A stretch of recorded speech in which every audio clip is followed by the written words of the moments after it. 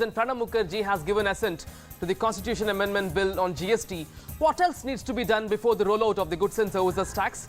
Well, here's a ready reckoner. Take a look.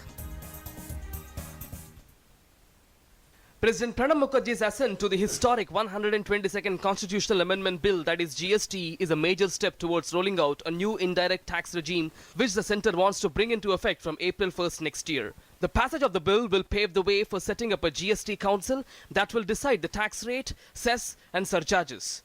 The GST is a single indirect tax which will subsume most of the central and state taxes such as the value-added tax, excise duty, service tax, central sales tax, additional customs duty and special additional duty of customs. Let's have a look at what is GST and how will it benefit the country. It will ensure uniform indirect tax rates across the country. Goods and services are taxed differently at present in different states. Services are taxed at 14% and tax on goods changes from state to state. GST will bring down effective tax on many goods from 30 to 35% to lower levels, making them cheaper. Now that the bill has got presidential assent, the government will notify the GST Council.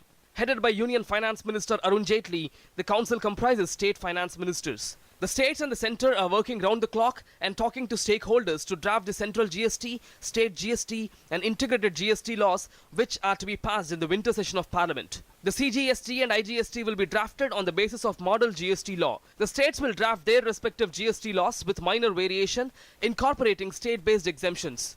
The IGST law would deal with interstate movement of goods and services. It has taken nearly 13 years for getting GST to this stage. Tough choices lie ahead for all stakeholders.